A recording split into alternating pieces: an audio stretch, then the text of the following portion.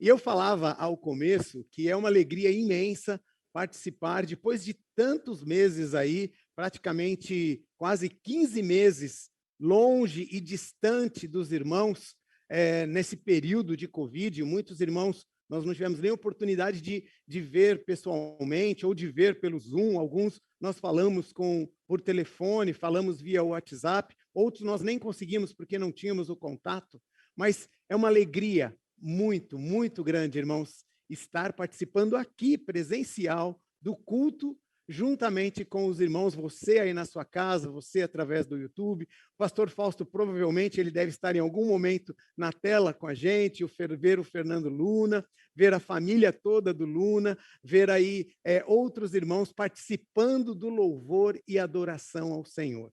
É algo assim inenarrável de estar aqui, né? E eu gostaria de compartilhar com os irmãos alguns relatos de missões nacionais. Esse vídeo que os irmãos viram é um vídeo de gratidão da campanha do ano passado, Igreja Batista da Liberdade, uma igreja missionária que participou da campanha Porque Ele Me Amou, e a gratidão da Junta de Missões Nacionais pela participação dos irmãos, né? Então, nós queremos compartilhar rapidamente um texto aqui com os irmãos, porque o tempo passa muito rápido, mas nós não queremos deixar de falar daquilo que Deus tem realizado e feito. Então, eu convido você, meu irmão, onde você estiver. Eu sei que tem muitos irmãos que, às vezes, estão preparando o almoço nesse domingo, agora pela manhã, alguns estão fazendo outras atividades, alguns estão dirigindo, mas se você estiver sentado,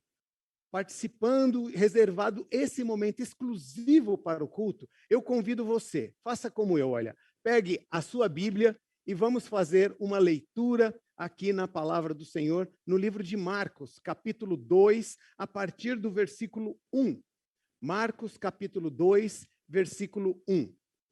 E diz o seguinte, o texto: poucos dias depois, tendo Jesus entrado novamente em Cafarnaum, o povo ouviu falar que ele estava em casa. Então, muita gente se reuniu ali, de forma que não havia lugar nem junto à porta, e ele lhes pregava a palavra.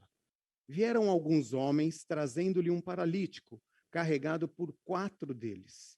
Não podendo levá-lo até Jesus, por causa da multidão, removeram parte da cobertura do lugar onde Jesus estava, e pela abertura no teto, baixaram a maca em que estava deitado o paralítico. Vendo a fé que eles tinham, Jesus disse ao paralítico: filho, os seus pecados estão perdoados. Estavam sentados ali alguns mestres da lei, raciocinando em seu íntimo. Por que esse homem fala assim? Está blasfemando. Quem pode perdoar pecados a não ser somente Deus? Jesus percebeu logo em seu espírito que era isso que eles estavam pensando. E lhes disse: por que vocês estão remoendo essas coisas em seu coração? Que é mais fácil dizer ao paralítico: os seus pecados estão perdoados, ou levante-se, pegue a sua maca e ande. Mas, para que vocês saibam que o Filho do Homem tem na terra autoridade para perdoar pecados, disse ao paralítico: eu digo a você, levante-se, pegue a sua maca e vá para casa. Ele se levantou, pegou a maca e saiu à vista de todos, que, atônitos, glorificaram a Deus, dizendo: nunca vimos nada igual. Nunca vimos nada igual. Hoje nós estamos vivendo um momento muito, muito difícil em nosso país e no mundo, né? Nós temos aí, o pastor Fausto comentou, e nós vimos hoje pela manhã, logo cedo no WhatsApp, a partida do nosso irmão Oswaldo, que está com o Senhor na glória, que Deus console toda a família, e tantas outras famílias que estão com os irmãos, nossos irmãos que estão internados. Um período muito difícil, de muitas incertezas, de muitas lutas, de muitas dificuldades, né? E essa semana passou um vídeo, circulou um videozinho rapidamente no WhatsApp, talvez, eu não sei se os irmãos viram, mas eu lembrei de uma história do meu avô. E o meu avô, ele nasceu em 1898, no interior de Minas Gerais, próximo da cidade de Passos. Quando ele tinha por volta dos seus 16 anos, começou a Primeira Guerra Mundial. Quando ele se casou, por volta dos seus 20, a guerra já tinha terminado, com um saldo aproximadamente de 20 a 22 milhões de pessoas que morreram naquela situação. Próximo dos seus 22 anos, começou a gripe espanhola, matando aproximadamente 50 milhões de pessoas. Mas o meu avô continuava vivo. Aprendeu desde cedo ser servo do Senhor, caminhar segundo as palavras do Senhor. Com seus 31 anos, ele sobreviveu à crise econômica que iniciou com o desmoronamento da Bolsa de Valores em Nova York, causando inflação, falência de diversas empresas, desemprego e aumentando a pobreza e a fome. Quando ele estava com seus 35 anos, os nazistas chegaram ao poder. E aos 41 começou a Segunda Grande Guerra Mundial, terminando quando ele estava com 47 anos e com um saldo de 60 milhões de mortos. Aos 54 anos começou a Guerra da Coreia e aos 64 a Guerra do Vietnã, terminando em 1975. E ele já estava com 77 anos. Grandes dificuldades. Eu, quando criança, eu pensava, né? Eu falei, nossa, olha, sinceramente, os meus avós não sabem o que é dificuldade, a dificuldade que a gente vive no dia de hoje, nos dias atuais, as incertezas, tantas situações que nós vivemos. Mas o meu avô deixou um legado. Meu avô e minha avó, meu avô casou com 16 anos, minha avó tinha 13 anos, era muito comum naquela época, muitos irmãos sabem disso, principalmente no interior do nosso país. E a minha avó e o meu avô deixaram 9 filhos. E dentre eles, aí nós já estamos vivendo a 5ª, 6ª geração, e dentre eles, muitos médicos, muitos pastores, muitos profissionais liberais de diversas áreas, e principalmente um legado de caminhar com o Senhor. É isso que nós vemos nesse texto de Marcos, capítulo 2. Situações difíceis que eles viviam naquela época, mas Jesus estava ali.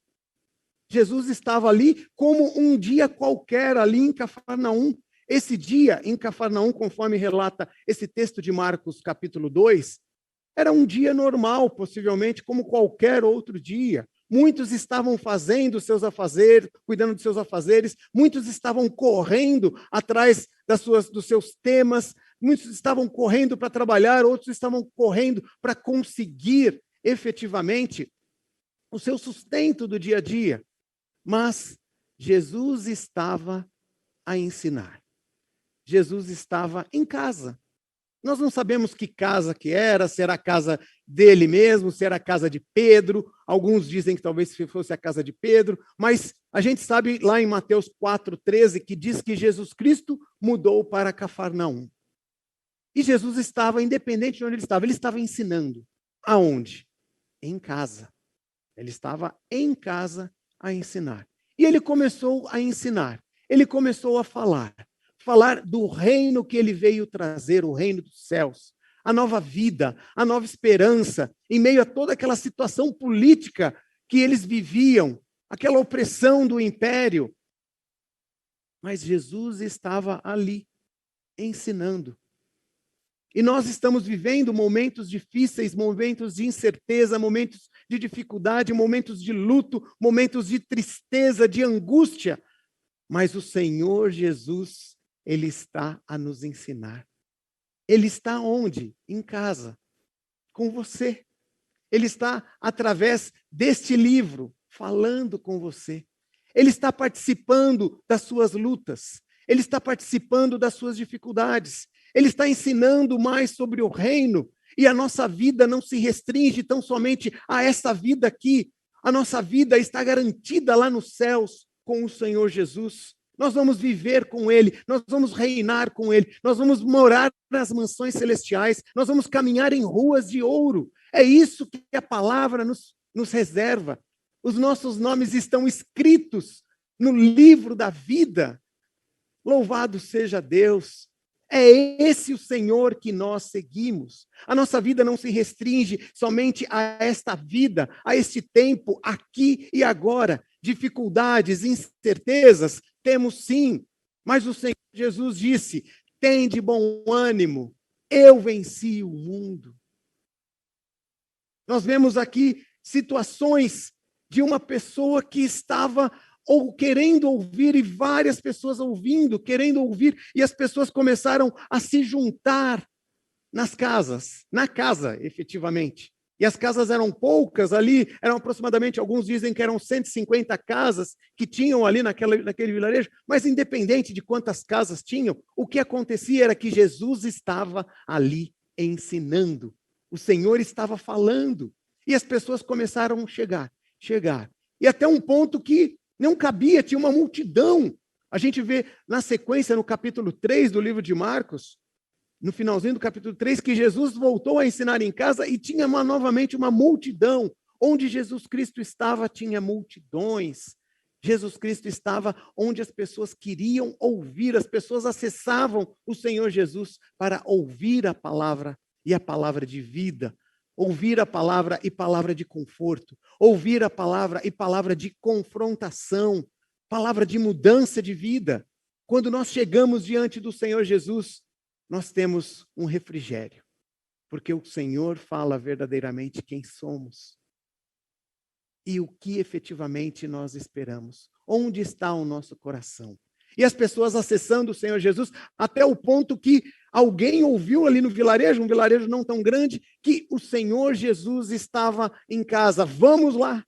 E eles foram, e eles levaram, e eles chegaram com um paralítico. E não tinha acessibilidade, como nós temos aqui na Liberdade, que tem um elevador, que tem rampa, não tinha isso lá naquela época. Acredito que não tinha nem cadeira de rodas, porque ele foi levado na maca. Nós não sabemos o nível de paralisia dessa pessoa, desse rapaz, desse homem. Nós não sabemos se ele era paralítico desde a infância, se ele nasceu paralítico, ou se ele adquiriu essa paralisia ao longo do tempo, de algum trabalho, de algum acidente. Nós não sabemos. A Bíblia fala que ele chegou numa cama deitado, sem esperança, sem perspectiva de vida, sem futuro, e nós não sabemos quanto tempo ele estava ali, mas nós sabemos de uma coisa: ele tinha amigos, ele tinha pessoas que estavam ao redor, apoiando, carregando, se importando com ele, visitando, e quando esses amigos, que com certeza davam todo o sustento, todo o apoio que ele precisasse, eles souberam que Jesus estava, eles, vamos levar ele até Jesus. Jesus é a solução. Jesus é que pode mudar. Jesus é que pode transformar. Jesus é que pode trazer cura, libertação da dor, libertação desse leito. E às vezes nós temos situações em nossas vidas, irmãos, que nós não vemos esperança. Nós não vemos perspectiva. Humanamente falando, nós não vemos. Em muitas situações nós falamos só um milagre do Senhor para mudar essa situação. Só a ação do Senhor. E esse homem chegou, de uma forma ou de outra, chegou até a porta da casa. E eles viram que não conseguiam acessar Jesus. E eles desistiram. Vamos embora, vamos tentar no outro dia. Quem sabe Jesus ensina em outro lugar. A gente sabe que ele está aqui, a gente volta amanhã. Não, eles ficaram ali, eles tentaram, com certeza eu imagino, que eles tentaram entrar pelas portas, pela porta, eles tentaram entrar, talvez tivesse janela, pela janela, não conseguiram, tentaram pedir licença, mas eles não conseguiram. Até que alguém viu, o Espírito Santo iluminou alguém, falando: olha, tente pelo telhado. E não sabemos se a casa era num nível baixo, não sabemos se tinha escada para subir. O que acontece é que eles abriram o telhado e Jesus parou. Com certeza Jesus parou. Porque imagine Jesus ensinando numa casa, o telhado sendo aberto e começa a cair detritos. E as pessoas param. O que está acontecendo? Imagine o dono daquela casa vendo o seu telhado sendo desmoronado. E Jesus, com certeza, deve ter parado e vendo aquela cena e olhando. E possivelmente, a hora que estavam descendo o paralítico, um dos amigos fez aquela oração rápida que muitas das vezes nós fazemos numa situação de trânsito, numa situação de dificuldade, numa situação de hospital, numa situação extrema, que nós falamos, Senhor. E um dos amigos fez, Senhor, eu imagino, Senhor, cura ele, Senhor, cura ele. O texto fala no versículo 3 que Jesus vendo, versículo 4, Jesus vendo a fé dos amigos, ele disse,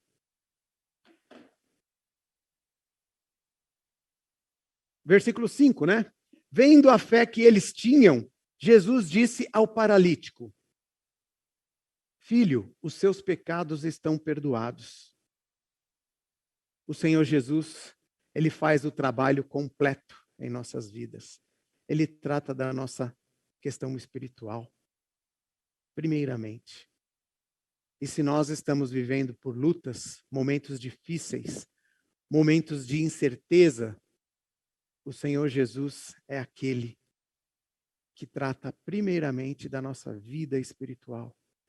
O que eu e você, meu irmão, precisamos ser tratados pelo Senhor Jesus nesse momento, nesse dia.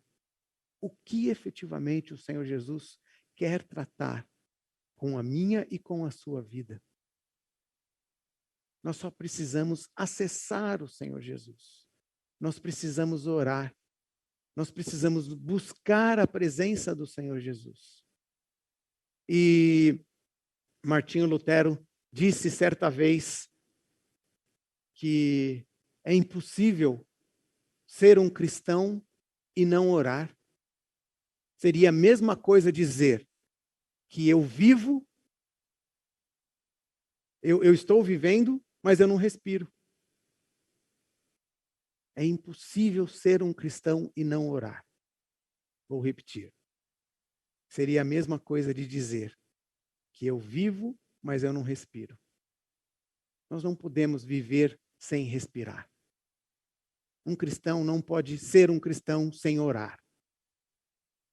Nós precisamos ter a nossa vida de acesso ao Senhor Jesus. Os milagres só ocorrem quando nós acessamos o Senhor Jesus. E aqui, esse paralítico acessou o Senhor Jesus por causa de quem? Porque ele, por si só, ele não podia acessar. Ele estava paralisado. Mas ele precisou dos amigos. E quantas vezes, irmãos, nós precisamos de amigos para nos levar ao acesso do Senhor Jesus, a acessar a presença do Senhor Jesus. Quantas e quantas vezes nós precisamos de amigos para orar por nós, pelas nossas vidas. Quantas e quantas pessoas, meus irmãos, estiveram orando por você, para que você tivesse um conhecimento do Senhor Jesus, para que você entregasse a sua vida ao Senhor Jesus. Se nós estamos aqui, é porque tivemos pessoas, pai, mãe, irmãos, tios, avós, amigos, que estiveram orando, para que um dia nós entregássemos a nossa vida ao Senhor Jesus. E o milagre de perdoar os pecados, e o milagre de caminhar, fosse realizado em nossas vidas. Nós precisamos ser amigos que não somente acessem o Senhor Jesus, mas que nós carreguemos as pessoas. Quantas pessoas, meus irmãos? Com certeza você tem no seu caderno de oração, que você tem acessado ao Senhor por eles. Mas quantas pessoas ainda estão precisando acessar, ser acessadas, para transmitirmos a palavra do Senhor Jesus. Essa semana nós tivemos na Junta de Missões um congresso durante a semana toda, falando sobre igreja multiplicadora na prática. O que é igreja multiplicadora? Nós passamos nós tivemos uma reunião há um tempo atrás, aqui na Liber, juntamente com alguns líderes, falando sobre igreja multiplicadora. O que é igreja multiplicadora? E a igreja multiplicadora, ela tem relacionamento discipular. É de caminhar, de andar junto a junto com as pessoas. Não é se ver uma vez a cada semana, só ver só ao domingo. Mesmo que agora nós temos tecnologia para fazer ligações via WhatsApp e falar e ver a pessoa do outro lado do mundo. É ter relacionamento intencional. Viver a dinâmica de uma igreja que multiplica é viver um relacionamento intencional. E o que é um relacionamento intencional? É eu sair da minha casa sabendo que eu sou discípulo do Senhor Jesus, que eu tenho, como lá diz em Êxodo, capítulo 21, eu tenho a marca, a orelha furada, porque eu sou servo do Senhor, do Deus Altíssimo. Eu sigo ao Senhor Jesus e eu vou proclamar essa mensagem de amor e de graça e de compaixão e que transforma corações e vidas a todas as pessoas que me conhecem. E no relacionamento intencional, eu saio da minha casa para ir ao mercado, mas eu saio com o objetivo de falar com o caixa do mercado do amor de Jesus. Eu saio com o objetivo de me relacionar intencionalmente com o homem da padaria, para falar um bom dia para ele e para falar da graça e do amor do Senhor Jesus. Isso é relacionamento intencional. Isso é atuar como discipulador de pessoas. Nós precisamos ter acesso às pessoas. Nós precisamos derrubar os nossos muros. Sou salvo, está muito bem. Não, nós fomos salvos para ser sal da terra, ser luz do mundo e anunciar as grandezas do Senhor Jesus. Nós precisamos ser os amigos que carregam aquele que está triste, aquele que está amargurado. Às vezes até aquele que está sorrindo e está todo destruído por dentro. Quantas pessoas. Eu estava há pouco agora conversando com o pastor João Haroldo, que ele estava aqui, ele estava indo lá se dirigindo para o velório do irmão Oswaldo, e aí ele comentando, ele falou de um amigo, pastor dele, pastor que foi pastor com ele numa igreja, e o pastor acabou se suicidando. Uma situação muito triste, muito triste. Nós temos caminhado com os nossos líderes, nós temos caminhado com os nossos líderes de pequeno grupo, nós temos orado por eles, nós temos orado pelos nossos pastores, pelos nossos vizinhos, pelos nossos parentes. Acrescente, aumente a sua lista de oração, meu irmão, e aqueles nomes que o Senhor está te trazendo ao coração agora, anote no seu caderno e ore, coloque diante do Senhor, para que o Senhor opere a transformação nas vidas. E quantas transformações são realizadas, porque também são duas vias. Uma via é nós fazermos o nosso trabalho no dia a dia. A outra via é nós enviarmos pessoas para fazer a ação e a obra missionária. E os irmãos têm feito isso. Nós estávamos na Junta de Missões Nacionais, nós estávamos o ano passado, como todos nós, né, com esse tempo de pandemia, nós estávamos numa situação muito, muito difícil. E nessa situação, o que a gente faz? Nós vamos desligar missionários, nós vamos interromper alguns projetos, está em pandemia, e agora? Como fica? E a junta também passou por essa situação. Mas, para a honra e glória do Senhor, os irmãos continuaram carregando a obra missionária, carregando aqueles que estão carregando pessoas. E nós tivemos aí várias situações. Os 977 missionários continuam atuando no campo. São mais de 500 projetos. E um dos projetos que nós tínhamos no ano passado era um projeto de levar aquele projeto da Amazônia, tratamento odontológico, como eu passei no vídeo, a última vez, o vídeo do Simon, e levar aquele projeto da Amazônia para o sertão. E começou com um sonho de ter um ônibus só para colocar algumas pessoas dentro desse ônibus e levar clínica odontológica, atendimento médico para o sertão. E aí mudou de ônibus para caminhão. E em setembro nós lançamos o caminhão, que virou uma carreta. E para a honra e glória do Senhor, essa carreta, ela já, pela oferta que os irmãos enviaram, essa carreta já está sendo produzida, já está em linha de produção. E em julho agora, essa carreta vai ser entregue e inaugurada para a honra e glória dos que continue carregando aqueles, mesmo que você está carregando próximo da sua casa, mas carregando a ação missionária do ID. E eu queria mostrar o que é projeto radical. Do que se trata esse projeto Radical Sertão, que é o vídeo que vocês vão ver agora. Vamos lá, dona Meire. É hoje. É o outro, Felipe. Missionários responsáveis por polos de multiplicação plantam igrejas autóctones com o auxílio de jovens radicais, que dedicam 2 anos de suas vidas ao projeto. Atualmente, são 44 projetos de plantação de igrejas em comunidades rurais e mais 184 em pequenas cidades. Este ano, o Radical Sertão ganhará um novo reforço com as ações de compaixão e graça do programa Novo Sorriso do Sertão. À semelhança do que já acontece no Amazonas, os radicais e demais missionários terão mais uma oportunidade para evangelização e plantação de igrejas. Os radicais serão treinados como agentes comunitários de saúde. Eles já vivem na comunidade, imersos na cultura local e em seu cotidiano. Assim, conseguem perceber as necessidades e têm melhores condições de desenvolver suas ações. A partir da questão da saúde bucal, outros temas serão abordados, como coleta de lixo, higiene e cuidado pessoal. Além de palestras, serão desenvolvidas ações de prevenção, como a aplicação de flúor. Tudo com o objetivo intencional de gerar discípulos de Jesus e formar líderes que se reúnam em uma igreja autóctone. Na Amazônia, onde o projeto já está presente, são realizados atendimentos com o barco O Missionário devidamente equipado, ganhando assim o respeito da comunidade.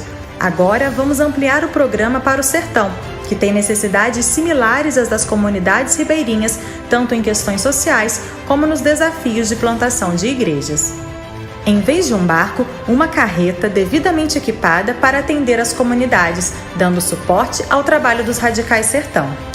Participe, faça a diferença na transformação do sertão.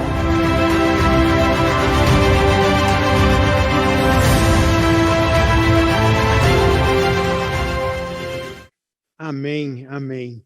Louvado seja Deus. Esse é o projeto radical. Esse é o projeto Radical Sertão. O Radical Sertão não contempla somente a carreta, contempla uma frente de trabalho toda. São mais de 40 pessoas que já têm atuado lá no projeto Radical Sertão, com o missionário Halisson e tantos outros missionários. No ano passado, nós tivemos acesso durante o período de pandemia, os missionários trabalhando na ação missionária, nós tivemos batismos no sertão. E nós tivemos, dentro do programa Radical Sertão, nós tivemos um missionário radical. Radical é, para que os irmãos saibam, são aquelas pessoas que querem viver uma experiência missionária. Entre 18 e 55 anos, eu quero viver o que é ser um missionário, o que é estar no campo. Tem aqueles irmãos que querem viajar, que querem participar de uma ação missionária, como o CREA, né?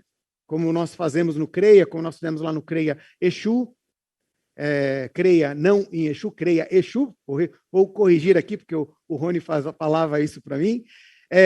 Como nós estamos falando do CREA lá em Fortaleza, que nós estaríamos fazendo, então teve vários irmãos que viviam essa experiência de alguns dias. Mas existem irmãos que querem viver experiência, eu quero ficar alguns meses, eu quero dar 1 ano da minha vida para viver no campo missionário, viver o que é lá o dia a dia. E teve um jovem chamado Lucas, do Rio de Janeiro, com 21 anos, com situações de drogadição, e dentro da igreja, e o Senhor chamando ele. E ele, não, imagina, eu vou continuar minha vida, e ele continuou a vida dele. E num belo dia, os amigos orando por ele, carregando ele em oração, os amigos da banda, os amigos de louvor, os amigos jovens que ele tinha na igreja, orando por ele, até um dia que ele foi conduzido a um culto. Ele estava totalmente desmotivado, desanimado, desesperançado. E aí, nesse culto, ele teve um novo encontro com o Senhor. Ele renovou, reconsagrou a sua vida. E nesse culto, que foi um culto missionário, ele foi chamado novamente para ele ir fazer a obra missionária. Um chamado que já tinha sido feito lá atrás. E ele agiu como Jonas, e ele foi. Foi feito todo um processo de tratamento, e ele foi para o campo missionário viver o que era a vida missionária. O Lucas, ele já está há quase 4 anos lá trabalhando no Radical Sertão, casou agora com uma radical também, e quando ele chegou lá, ele conheceu algumas situações, teve todo o período de treinamento, e ele começou com o processo de relacionamento intencional, era evangelismo de porta em porta. E ele chegou na casa de algumas pessoas e começava ele um outro radical, visitando, aprendeu a tomar café, porque ele não gostava de tomar café, e cada casa que ele entrava, eles davam um bule de café e ele tinha que tomar o café, né? E aí ele foi visitando, e ele visitou um menino de rua ali, que morava ali na rua, morava próximo da casa deles, não um menino que era de rua, mas ele evangelizou esse menino na faixa de 11, 12 anos, típico da idade, né? Bem agitado, e esse menino começou a evangelizar toda a família. E evangelizando toda a família, ele continuou acompanhando visitas de porta em porta. E num belo dia, ele visitou uma senhora. E ele chegou na casa da senhora, e nessa casa dessa senhora, eles não foram muito bem recebidos. Ele achou estranho, fez a oração, saiu, foi embora, chegou, comentou que tinha ido na casa de uma senhora ali no local tal. O pessoal falou: você foi na casa dessa senhora? Fui, mas ninguém falava o que era. Depois de um período, ele descobriu que essa senhora era a senhora que era mãe de santo, que tinha um terreiro, que fazia macumba, que o pessoal procurava ela fazer trabalho, e ela não gostava dos amarelinhos, como assim eles são conhecidos lá, por causa daquela camiseta Jesus Transforma. E ela fazia trabalho para que os missionários fossem expulsos dali, saíssem daquela comunidade. E ele, sabendo daquilo, foi embora, continuou, até um dia que aquele menino que ele havia evangelizado chegou correndo no Lucas e falou: Lucas, missionário, eu não sei. Eu apresentei Jesus para minha avó, e a minha avó, ela aceitou Jesus, e eu não sei o que fazer. Não sei o que fazer, o que eu faço agora, não sei. Vem comigo. E ele foi lá, mas quem é a avó desse menino? Não lembro quem é a avó desse menino. E chegando próximo do local, ele falou: nossa, é aquela... E quando ele entrou, qual não foi a surpresa dele? Que era aquela mulher macumbeira, que fazia trabalho para os missionários. Ela estava ali em prantos, chorando, porque ela não aguentava mais. 32 anos vivendo aquela vida e ela não tinha paz. Ela dormia tomando antidepressivo, tomava remédios para dormir, e vários remédios que ela tomava. E ela falou que não aguentava mais aquela opressão, aquela situação depressiva. E ela queria mudar a vida, ela queria entregar a vida dela para Jesus de verdade. E essa senhora é a Dona Meire. A Dona Meire, ela foi batizada agora, no período de pandemia, no mês de maio. E é esse vídeo que vocês vão ver agora, o vídeo do batismo da Dona Meire. Vamos lá, Dona Meire, é hoje. Dona Meire, a senhora crê no Senhor Jesus Cristo como seu único e suficiente Salvador? Sim. Como ministro do Evangelho do Senhor Jesus. Irmã Meire, eu te batizo em nome do Pai, do Filho e do Espírito Santo. Amém.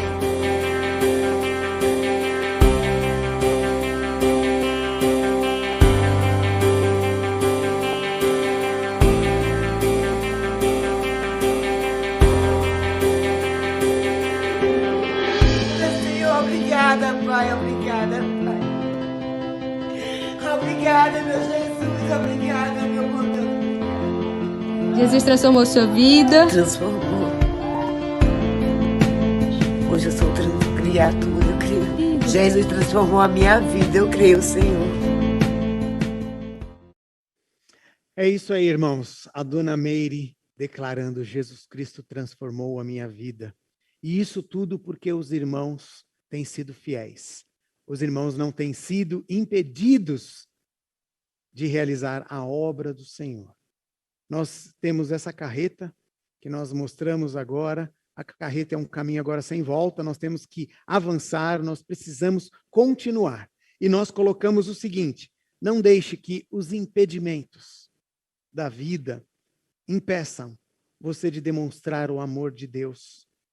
Não deixe que os impedimentos deixe você de multiplicar. Faça com que você não multiplique os esforços de anunciar. Que você pare de interceder pelas pessoas. Continue a interceder pelas pessoas que estão ao seu redor, pelas pessoas que estão no campo. Coloque-se à disposição tudo aquilo que Deus tem colocado em suas mãos para a obra missionária, como tem sido feito várias frentes de entrega de cestas básicas aqui na Líber. Continue participando. E eu quero deixar um desafio, meus irmãos. Quero deixar um desafio para você que está aí na sua casa. Eu sei que o tempo já está bem avançado, mas eu não poderia deixar esse desafio. A carreta vai ser entregue. Só que os irmãos sabem que não é só entregar uma carreta. Precisa ter um motorista, precisa ter dentistas, precisam ter radicais lá. E para que os irmãos saibam, cada radical para a junta, se, por exemplo, aqui na Liberdade, o pastor Fausto identificar algumas pessoas ou um irmão que quer viver essa experiência de um ano, a igreja vai enviar, sim, uma oferta para esse missionário, mas uma oferta para ele comprar um sorvete, comprar um chocolate, passear, alguma coisa. Mas a junta lá, ela tem um custo operacional de R$ 1.200. R$ 1.200 pela obra de manter um radical todo mês lá, com alimentação, com aluguel, com todos os gastos de deslocamento, tudo que ocorre lá na ação missionária. E eu deixo um desafio, que nós precisamos de uma oferta emergencial, meus irmãos. Nós deixamos um desafio. Se você puder nos assessorar com um dos radicais apoiando, ou a igreja apoiando essa ação por um período, porque em julho nós temos que inaugurar essa frente e precisamos das pessoas lá. Envie a sua oferta. Fale comigo, meu telefone está à disposição. Coloque aí no chat do YouTube da Liber, procure o pastor Fausto, pode me acessar, qualquer um dos irmãos, eu estou à disposição. Nós podemos assessorar, mas nós precisamos que os irmãos participem. Quantas vidas iguais à da dona Meire precisam ser transformadas, precisam ter acesso ao Senhor Jesus, precisam de pessoas que vão e falem. Fale com eles, mas não fique impedido, não deixe de participar. Fale com o pastor Fausto, coloque no chat, eu estou à disposição, meu telefone está à disposição, e eu quero agradecer a Deus por esse momento. Nós temos que tomar cuidado. Quero agradecer a Deus porque nós temos o cuidado de não sermos silenciados pelos tempos difíceis e as dificuldades dos tempos que nós estamos vivendo. A liberdade, ela tem liberdade em continuar proclamando, em continuar anunciando, em continuar se multiplicando pelos pequenos grupos, multiplicando em ações, multiplicando em oração, multiplicando nos esforços. Que Deus continue agindo na sua vida, que Deus continue abençoando o seu lar, que Deus continue derramando das ricas bênçãos sobre tudo o que permeie a sua vida, hoje e sempre. E levante-se, ande e leve a sua maca. Esse é o Senhor Jesus, que opera milagres na minha e na sua vida. Creia, Ele continua em casa, ensinando, dia a dia. Ele está contigo, todos os dias, até a consumação dos séculos. Que Deus nos abençoe. Muito obrigado, pastor Fausto. Muito obrigado, irmãos, por este momento. E eu estou aqui, à disposição no que precisar para a igreja multiplicadora, para pequeno grupo multiplicador, para qualquer frente que precisar de eu apoiar, eu estou à disposição. Eu tenho uma dívida de gratidão com a Igreja Batista da Liberdade. Deus nos abençoe.